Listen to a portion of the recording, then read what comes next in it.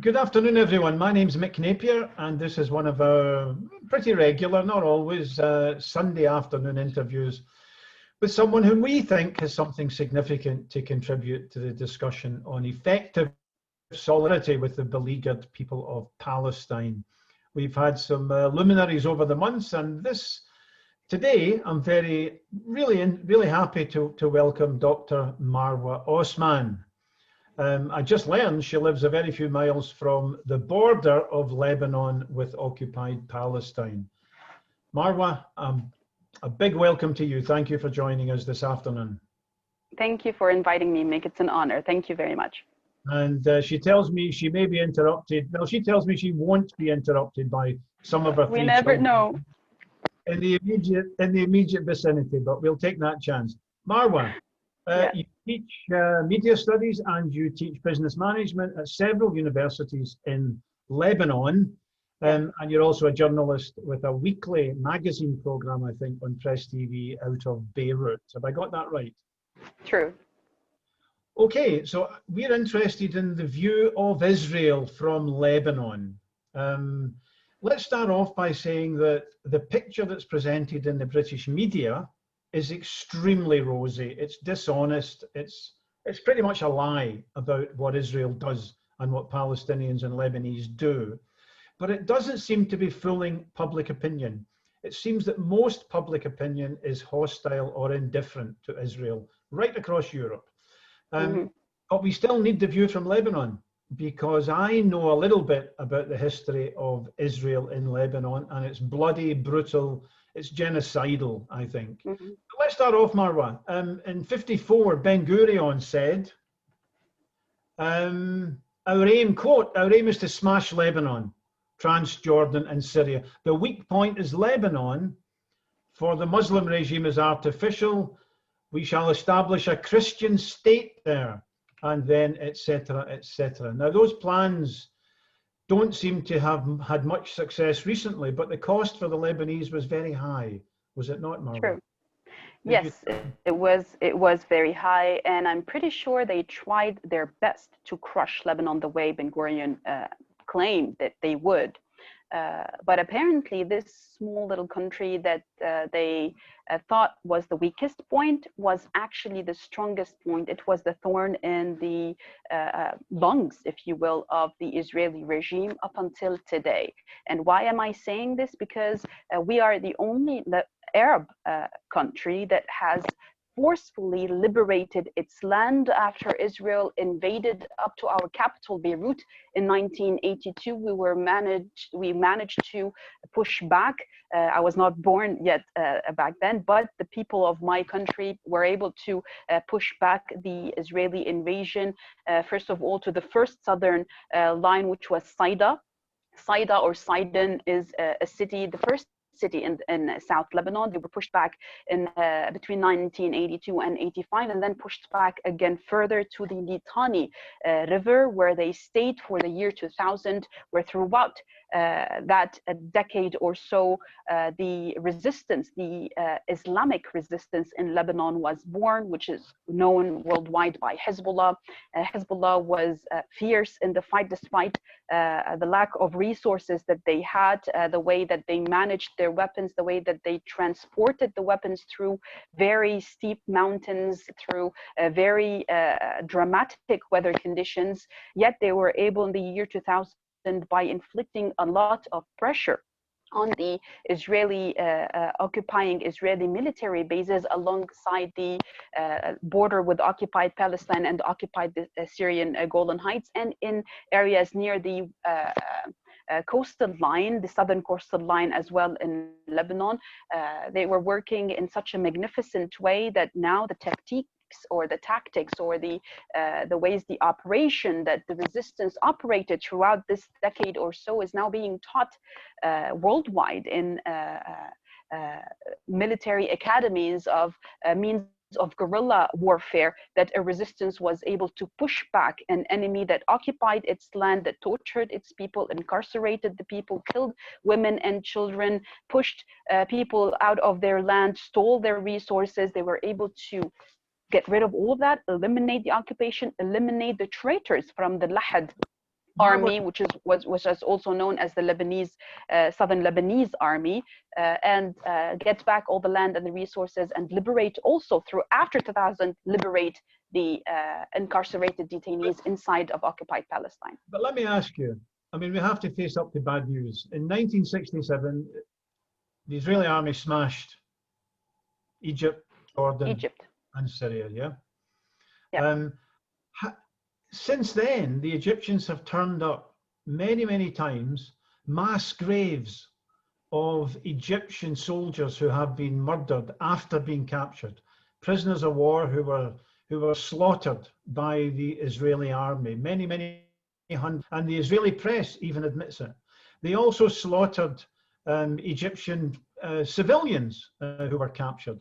Now, the brutality didn't stop when they came into Lebanon. No. It must have been horrific. Can you explain to viewers what Israeli occupation felt like to people? Yeah. It was. I could tell you what happened with my own father, who after being detained by Israel and released due to pressure exerted by the family of my father, the days that he spent, it was actually a month and 10 days that he spent in Ansar detention center. Thank God he was not transferred to Khiam detention center. Khiam is the village that I am partially living right now. My husband is from Khiam. Later on, years on, I met him and we got married. And but thank God my father back then was not transported to Khiam, because he would have even been tortured to death, or he would have been left there until the liberation. But the way that he speaks about how they arrested him at the beginning, and he had nothing to do with anything. After that, he was like, I'm going to be a man of resistance to the last day of my life. But before that, he literally was a young man who had nothing to do with resistance to begin with, and he rarely ever made it to the south. But he was actually in the coastal line in the south, in Sur, in Tyre, and they raided the area.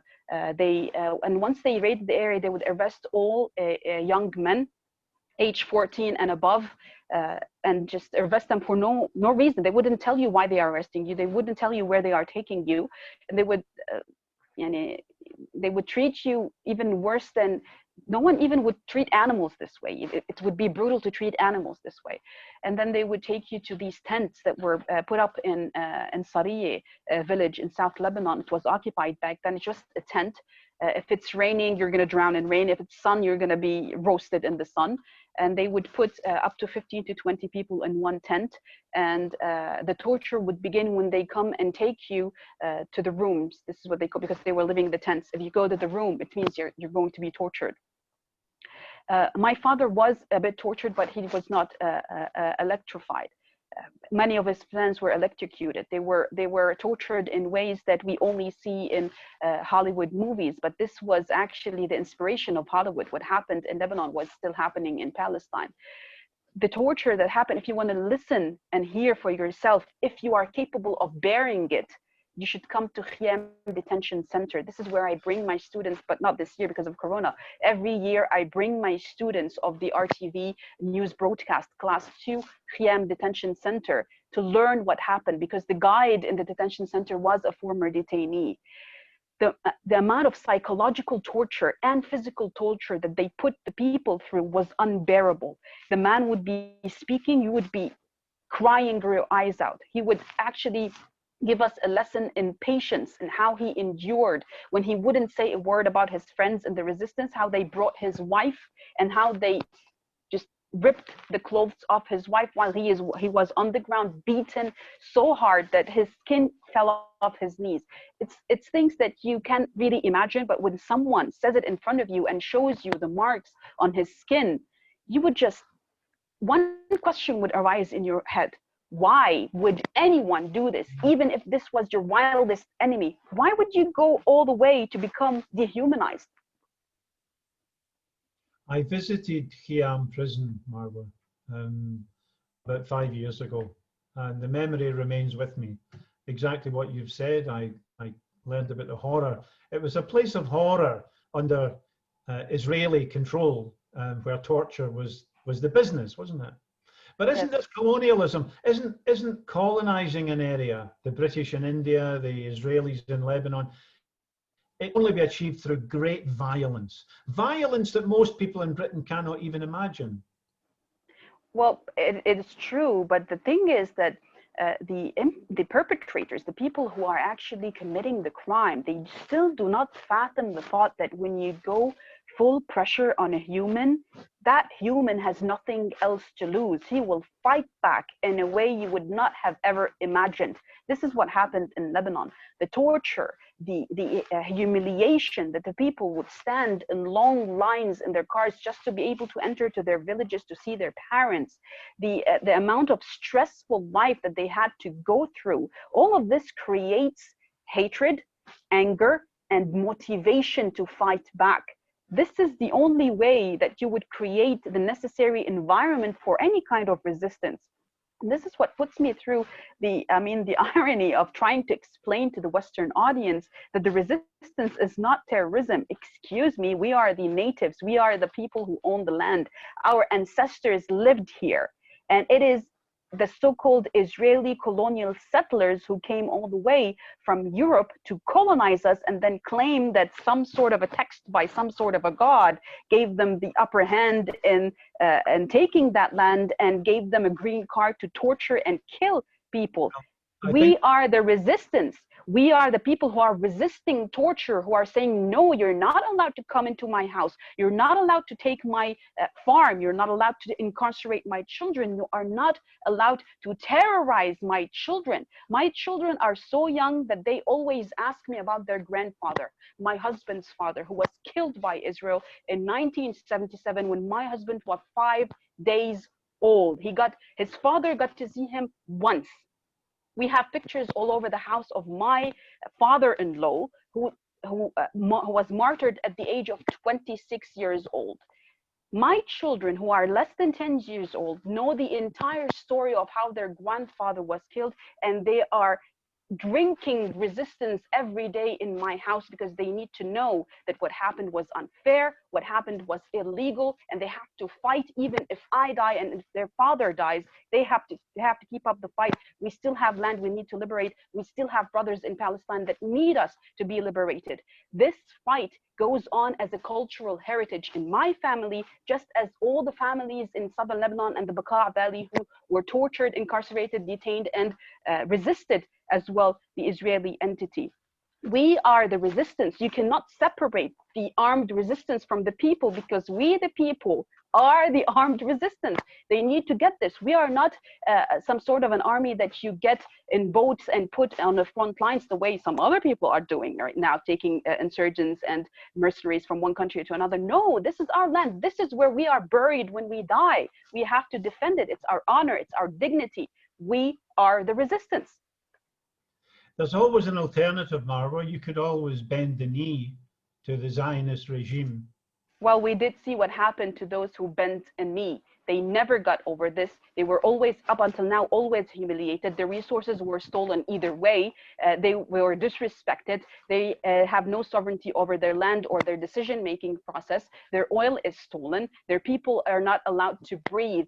No democracy, autocracy all the way, authoritarianism all the way, despite the fact that we live in a zoo in Lebanon. I know this is not a country. We still have sovereignty. We don't have an authoritarian regime. We literally are the only democracy. Don't tell me Israel is the only democracy. How is it a democracy when it doesn't allow Palestinians to vote? How is it a democracy when it erects an apartheid wall all the way between human beings? How is it a democracy when it incarcerates people and it takes away their land? It doesn't even allow them to have drinking wells, water. It prevents them from water. It blockades them in Gaza.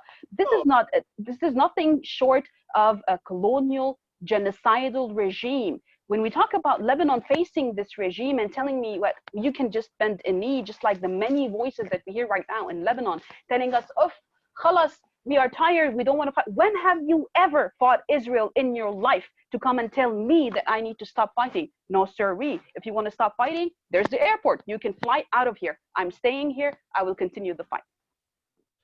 Well, it seems that the dirty tricks of Israel goes back a long way. Yeah. I just saw a few days ago, Marwa, I'm sure you know, in 1980, the US ambassador, his name is John Gunter Dean, was driving in a convoy near Beirut when his stretch limo was attacked with, rockets. He said it was Israel. He said that because he had opened talks with the PLO, Israel put up a shadowy, fictitious Lebanese group to try and kill him.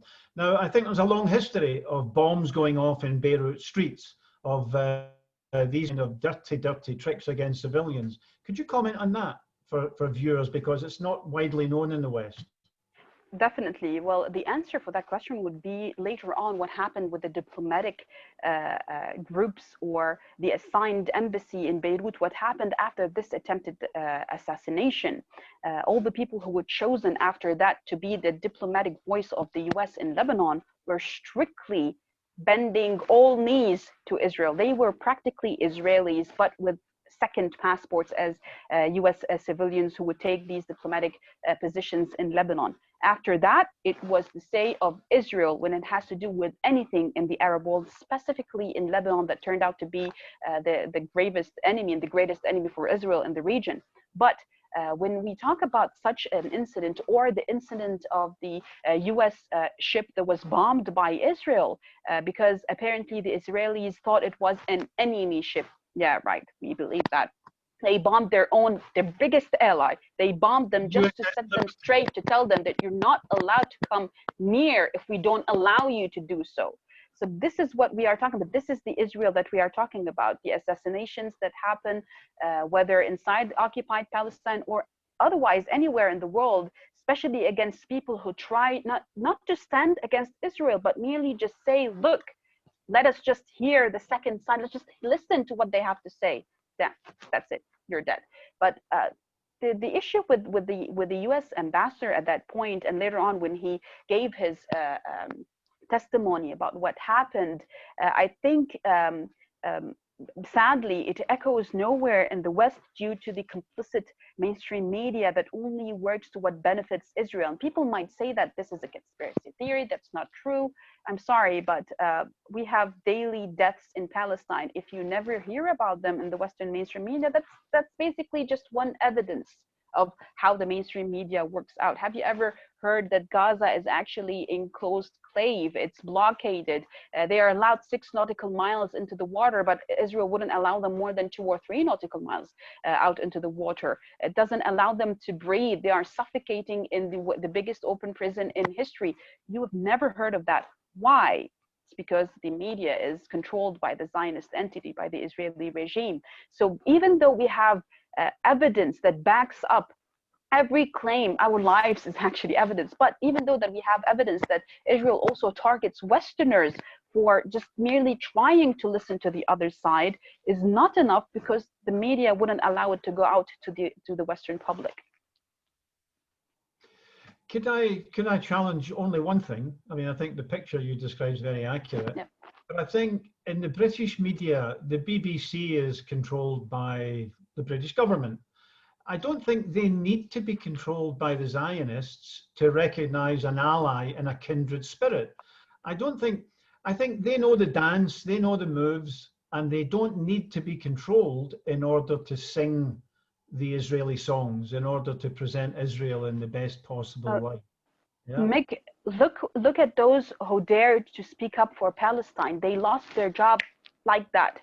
The mere fact that they can lose everything, even their own reputation, would be at stake if they try to dance other than that you actually pointed out. They would lose their job, which means, yes, they don't have to, because there's no memo that goes out to everyone who works in the mainstream media tells them that you have to say this or that. No, it's just a built-in policy within every mainstream media corporation that has strict lines of terminology. When you just look, every media station has its own dictionary terminology where you have to abide by, which means, for example, I am not allowed to say Israel, and I have to say Israeli regime or occupied Palestine, because the cause is our main issue about Palestine. The same thing in Western institutions, Western mainstream media institutions. They're not allowed to say Palestine. They're allowed to say the Palestinian people in Israel. They're allowed to say the Israeli government, the Israeli state. Jerusalem is the capital of Israel. These are the terminology that come in a book. It's a PDF file that's found in every major corporation or even minor corporation. Terminologies you have to stick and abide by. Journalists are not dumb. They understand that these terminologies are the ABC for you to keep working in line, in that straight line that we draw for you. They have seen what happened to people who tried to voice their support for the Palestinian people, or any other natives who are actually against colonialism in this day and age. So yes, I do understand. Yes, there is no memo. They don't have to have Zionists up on their heads, but they do know the storyline and the narrative, and they have to stick to it, whereas they lose their reputation and their job. I mean, you're a professional journalist. Not far from here, Glasgow University has quite a prestigious media department where they do very academic media studies. They produced a couple of books. One was called Bad News from Israel, and another study was More Bad News from Israel. Greg Philo, and I forget his colleague who produced the book. But they interviewed senior executives in the media. And the author told me afterwards, look, when you sit down with these senior executives and you say to them, look, you know this is rubbish, you know this is not the truth about what's going on. He said, it's remarkable how often you hear the same words. I've got a mortgage. Exactly. I've got a mortgage. They know this isn't what's going on. But look, it's an entire system, Mick. Look, capitalism rules the world. Wherever you are, even if you are in the banking system, that has nothing to do with the Palestinian cause. If you're in the banking system and you try to stand against some of the guidelines or the rules that is put up by the financial sector in this world that's ruling us, and to say, well, wait a minute, this loan is unfair. It would actually be putting a human being in a long time prison until he pays off the full loan plus the interest rate, which means his life would go by with him just paying. If you say that, if you even think about that, you will lose your job. The capitalist system in this world is ruling every aspect of our lives the way that we are all terrorized to stay in line, to stay within the guidelines put up by the system, or else you will lose your job, you will not be able to pay your bills, you will not be able to feed your children, you will not be able to be appreciated in life, the social status will be affected. Guess what? We do have capitalism in Lebanon, but there are certain lines that we were able to break in that capitalism, which kept us close, tight to our cause, to our land, to our dignity, to our beliefs, in a way that we don't care. You want to sanction us? Go ahead. Just yesterday, there was a new bill. It was a draft bill put out by one of the congressmen in the US. It's called the Hezbollah Money Laundering Act. I think it's going to go into effect, I think, after the elections, where they want to close down banks in areas supposedly controlled by Hezbollah, which translates to southern suburbia of Beirut, southern Lebanon, the Bekaa region. They want to close down banks. They want to take us out of the world financial system, the international financial system. Hello, we don't really care. We have a financial problem, an economic problem in Lebanon. The banks have stolen our money. We want to burn down the banks. They want to come and take us off the financial institution, the international financial institutions or the system. Go ahead and see where that gets you. Dr. Osman, look, I'm looking at a Muslim woman in Lebanon with a hijab. I thought you'd be quite conservative socially, but I seem to have met a dangerous radical. Yes, you did. Look, I am a mixture of things. My ideology is, on one hand, it's what drives me throughout every second of my day, which is fight revolution. This is what I get for being a Shia Muslim woman. But I am a pan-Arabist, I'm a Nasserist, I'm a Ba'athist, I'm Syrian, I'm Egyptian. I want unity in the Arab world. I want secularism in Lebanon. I want people to be able to marry from intersexual religions. I don't want to be under a religious authoritarian regime. It wouldn't work in Lebanon. We are 18 different sects. I want a secular regime in Lebanon, but I also want to fight Israel. I want to liberate Palestine. I want Egypt to become strong again. I want Iraq to become strong again. I want Syria. I want people to get their hands off of Syria already. I want us all to be one because we speak the same language.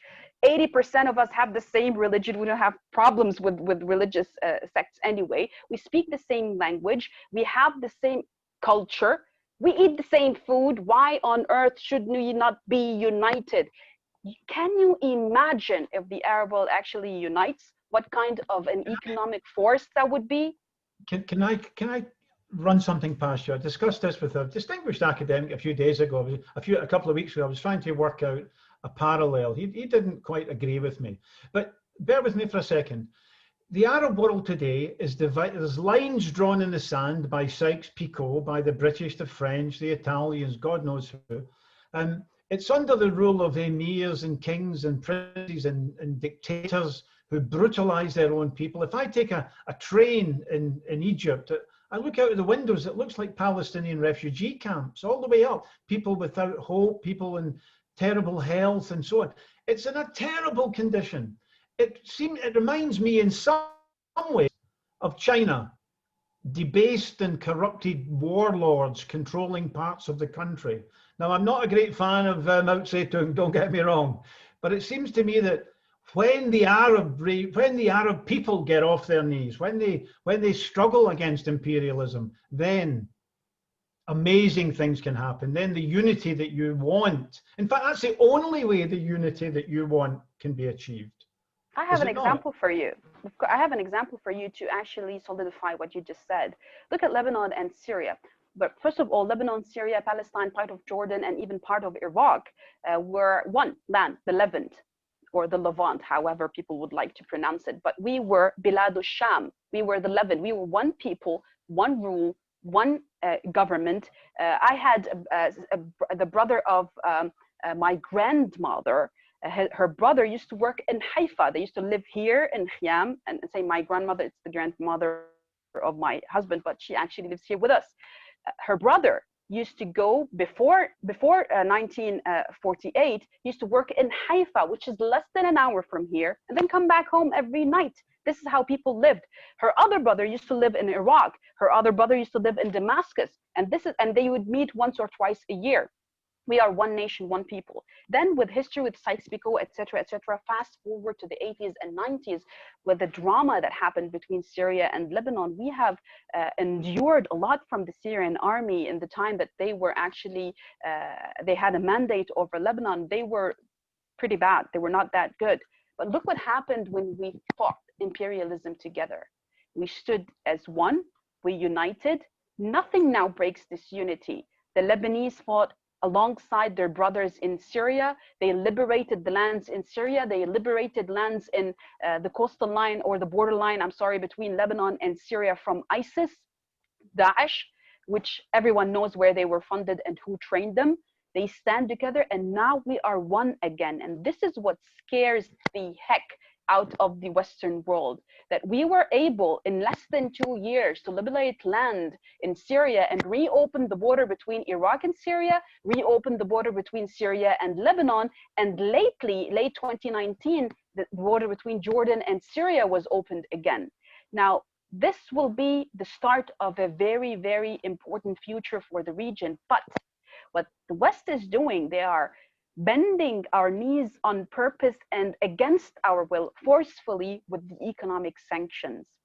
When you touch the daily bread of humans, you touch their insecurities, you touch their social security, you touch the way that they perceive how tomorrow will be, how we will be able to feed our children, send them to school, clothe them. They put us in a way to start thinking about these issues, to start worrying and be concerned about these basic issues. It's the basic line of Maslow's pyramid of a behavioral pyramid. But the issue is they put us there on purpose because they saw that when we got out of there and we started fighting and imperialism became anti-imperialist swath of land, things started to change for their strategic plans, for their 50-plus-year strategic plans for my region. And then they know how to hit. I do understand how powerful my enemy is, but at the same time, I do understand that most of us in this piece of land have a non-shakable ideology. That doesn't have to be religious to begin with. We have an ideology that obliges us to stick to our land and to our heritage from our ancestors and to defend it, because we literally have nothing else to lose, Mick. We lost loved ones, we lost houses, we lost lives, we lost sometimes the opportunity to be able to go outside and preach our suffering to the world because they wouldn't even allow us visas at certain points. We lost everything. What more do we have? Just tell me, what more do we have? We have to keep up this fight because we have nothing else to lose. Well, you have no choice. We know the nature of Zionism. It's to clean out the native people and take over the land without native people. Can I come back to the terrible cost that Lebanese have had to pay? Yeah. 34-day war in 2006. 4 million cluster bombs dropped on Lebanon. The Israelis even, is it until today, Marwa, refused to share their maps with the UN as to where the cluster bombs are. And I believe you still pay a price for children and adults. In 2017, an 11-year-old boy I'm sorry, can you repeat that? Can you repeat? In 2017, an 11-year-old boy in the city of, it's the village of Kfar, it's part of the Nabatieh district in South Lebanon, lost his life while he was playing in the field just beside his father's shop because of one of these cluster bombs. Look, the tendency to be genocidal does not have a time limit. And this is what we have experienced with the Zionist regime, with the Israeli apartheid regime. What we have witnessed from the brutality goes beyond the fight on the battlefield, goes beyond incarceration. It goes to places where we endured in 2006 the bombings of, I don't know what kind of weaponry it is, where the bomb falls on a building and it sucks the air out of the building. So like 11 or 12-story buildings would just be smashed like cakes. I think they were called vacuum bombs. Vacuum bombs, yeah, but I know the name in Arabic. I don't know it in English. The vacuum bombs, which I witnessed 3 times while witnessing the 2006 war. It's the devastation, the human flesh that you get out from under the rubble to try to find your loved one, to have something to bury in order to keep him as a memory in that cemetery to go visit whenever you miss that human. It just blocks something in your brain. It makes you realize that it's not some sort of an enemy that you can make an agreement or a pact with any time in the future because of the horrors that you see. They try to eliminate this history, but how can they eliminate that history from our brains? Even if they bombed Khiam Detention Center, they did so in 2006 to try to cover the evidence that implicates them in torture and puts them as criminals in front of the international law. Even if they bomb my entire country, if they carpet bomb it, they wouldn't be able to erase my memory. They wouldn't be able to erase or the memory of more than 1.5 million people displaced during 2006 war, more than 1,800 people killed, more than 5,000 injured. These are just numbers for Israel and the West, but they are not numbers for us. They are loved ones. They are loved ones. I had to bury 2 of my cousins. One was 6, the other was 4. I have a 2-year-old daughter, a 5-year-old daughter, and a 7-year-old daughter. I am ready to bury them because I know that Israel is on the other side planning to kill them. I am okay to stay in my land, bury my children, but never take them away from this land, never take them away from this kind of if you will, it's called in Arabic muwajah, this confrontation with this enemy, because they deserve to know what this enemy has done. They deserve to be able to live in peace in their own land. We are not running away. I'm not taking my children and run away from them. I've endured ISIS. I've endured the last twin bomb of ISIS in Beirut when I had only 2 kids at that time. One was 5 months old, one was 2 years old. We endured that. We lived through that. We're not going to be scared by Israel, but at the same time, the horrors that we have went through, yes, it kills me as a mother that I'm not able to give them the security that they deserve. My children are as just important as any child anywhere on the world. They're not less important, they're not more important. They do deserve to live in peace and safety, but this is their land. Where would I take them to make them live in peace and safety? The enemy should be worried about his peace and his safety, not my children. I have lived through. Please do. After you, I want to. It's a question directly related to what you've said, but please finish first. Well, what I wanted to say that yes, I've lived through a lot of trauma, just like all Lebanese. It's not personal to me. It's a collective trauma that we went through, and then it goes on a personal level with the people that you love, that you've lost. But it's very personal for me because my husband did not feel his father's hand on his head through his hair while he was growing up because of Israel. My uncle had to bury 2 of his daughters because of Israel. He didn't get to see them grow up, change their teeth, change grades, become young women in colleges. I'm sorry. We had entire families eliminated, entire families eliminated. People would tell me and ask me, why would you stay there? You have the capability, you have the opportunity to leave at any point. No, leaving is defeat. We took our land back despite the fact that we paid a lot of loved ones to do so. We will remain here. Look, in this life that passes very fast, and the years just go by like this. We have nothing but our dignity. We're not going to let our dignity go. If they are ready to come after us, we are staying here. We're waiting for them. We have the Scottish Palestine Solidarity Campaign, so people know just past the recent anniversary of the massacre of Sabra and Shatila. But Sabra and Shatila is well known to a lot of people, but it's part of a much bigger example of massacre. Marwa, can I ask you a question? And I'm very moved, and so will the viewers be by what you had to say. Israel is, you used the word genocidal, and I think you used it appropriately. It's genocide in Gaza. They're attacking the means of life right across the whole area. But the Israelis have threatened Lebanese that if they resist, if they fight back, then, forgive my language, but the so-called Dahiyya doctrine, they will destroy infrastructure, power stations, houses, and they will terrorize the civilian population so that they don't support resistance. Again, can you comment on that? Look, yeah, I can. Well, again, let's correct something when they say support resistance. The people that you are threatening are the resistance. So let's get past that.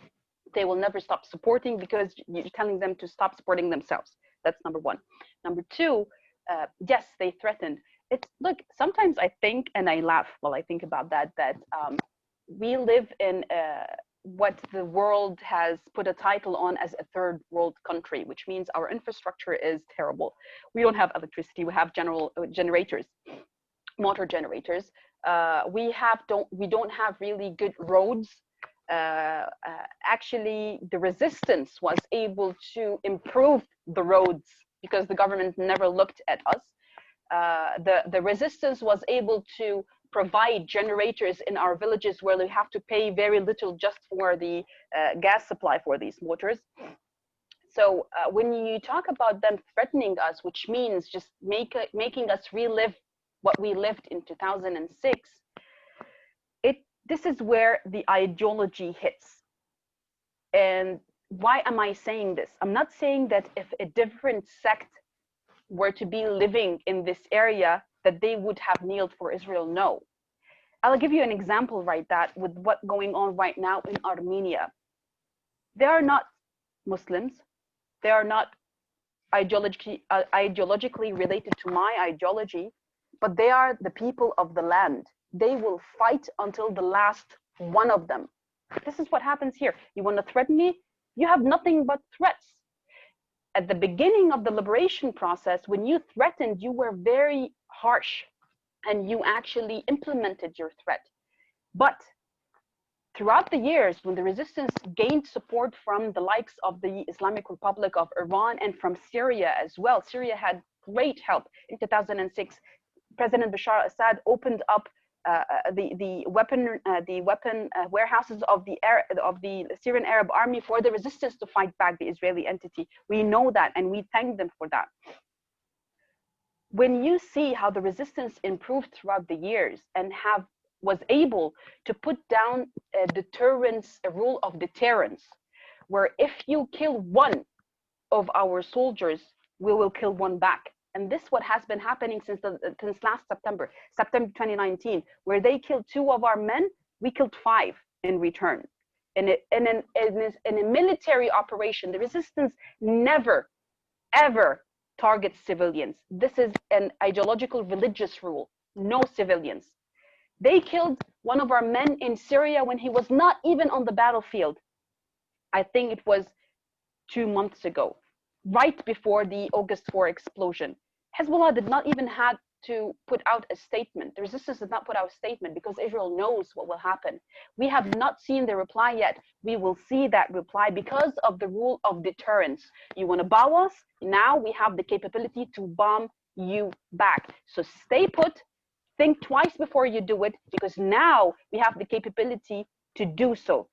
I cannot begin to tell you about the students in my class who take, especially who take classes about filming, for example, like broadcast news or like talk show classes or the like. So the amount of projects that I receive from 18 and 19-year-old students who make full film productions about liberating Palestine, about how they will take part in the liberation of Palestine. How can you threaten such people? And we're talking about very young people who were not even born at the time of the liberation. But this is, as I told you, it's a cultural heritage. How will you be able to threaten them? They're not going to be scared of you. They're not scared of you.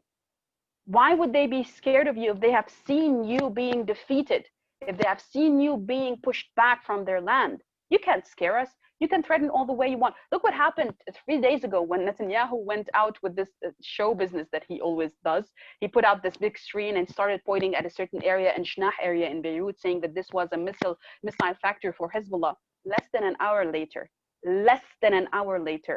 young men, children, 14-year-olds, went there because he put that up on the map. And Lebanon is too tiny, everyone knows everything. They went there to take selfies with oxygen tanks. You want to scare them? This is the reply. Marwa, I want to thank you, and I want to invite you to make some concluding remarks. But can I just ask you in any colonial situation, the colonizers despise and have contempt for the natives. And they're militarily usually stronger. But those who are colonized observe the colonizers very closely. Yes. And look for Achilles' heels, look for weaknesses. Yes. What do you think are Israel's fundamental weaknesses, or the weaknesses of the Zionist project confronted by determined resistance? If you could make concluding remarks, Marwa, I'll thank you at the end. Sure. I think that the current generation, the past two generations in the Israeli entity have lost a lot of what the Zionist project have brought to the table in the apartheid regime of Israel.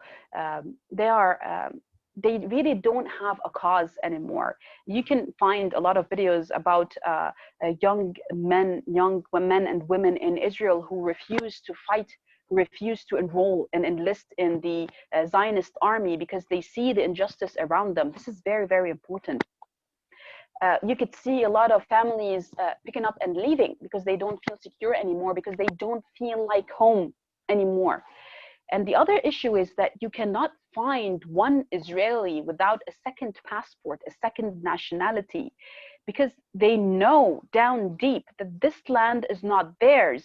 They are afraid of young children with stones in their hands. They shoot young children in the head for carrying stones, for if they suspect them carrying stones. That's how much they're afraid. You can never be that afraid if you were really a native, if you are part of that land, if you connected with that land.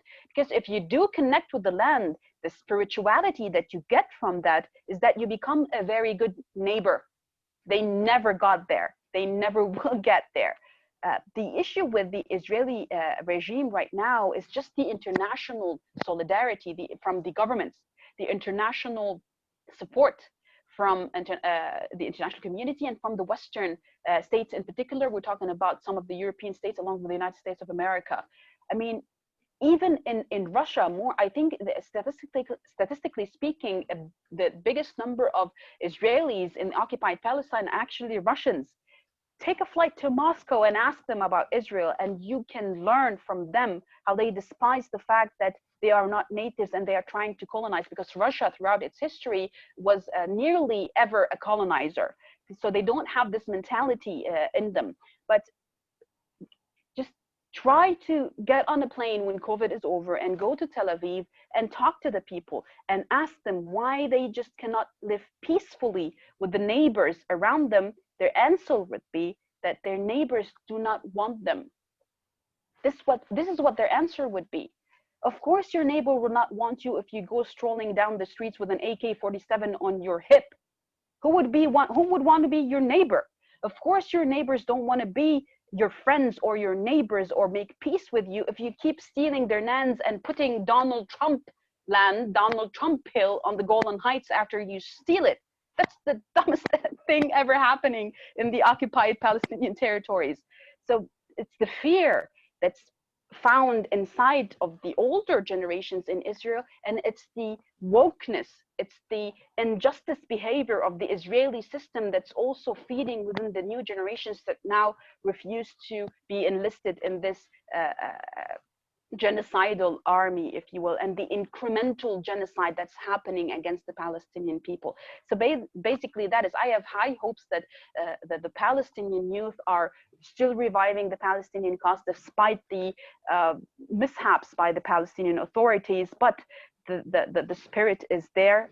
Their promise for their ancestors is still there, and their trust in their neighbors is very important. And talking about us and Syria and Jordan, we have a lot of our Jordanian friends who also very much support the Palestinian cause and who oppose any sort of normalization to begin with the Israeli entity. So I think the future is actually brighter to the side of the natives. Yes, it will be hard. Everything is hard in life. If it comes easy, it's going to go easy. So I do believe that we are going to get someplace good for the Palestinians. I know in Lebanon we are going to surpass this circus of sanctions that we are going through, because we have faith in our land. We know that even if they cut food from us, we can rely on our land and eat from what we can grow. So basically, we are the natives. We are staying here. It's up for the colonizers to either decide whether to leave or stay for us to kick them out. Marwa, Dr. Osman, thank you very much for giving us your time this afternoon. Your children have cooperated very well. Yes. But I really thank you for sharing your ideas and your feelings in a way that will certainly leave a trace here. Dr. Thank Osman, you very it's much. a real pleasure, and I look forward to keeping in touch going forward. Thank you. Thank you. Friends, Dr. Marwa Osman in South Lebanon, a very few kilometres from the border with occupied Palestine. My name's Mick Napier. I'm signing off in 10 minutes. I'll be back at 5 o'clock to interview Mahmoud Sarsak, a Palestinian football player who was kidnapped by the Israelis, jailed for 3 years, 6 months, 6 months, 6 months, 6 months, a system the British, the Israelis, of detention without trial. He went on hunger strike for 3 months, and then international pressure forced his release. Israel are playing Scotland in Glasgow on Thursday night. We'll be protesting there at 6 p.m. at Hampden Stadium, and I'll be talking to Mahmoud Sarsak in a few minutes about why Israel is carrying out not just a war against the people of Lebanon, but a war against Palestinian footballers as well. Thank you. We'll take a short break and see you in 10 minutes. And another big thank you to Marwa Osman. Thank you and goodbye. Goodbye. Bye, Marwa.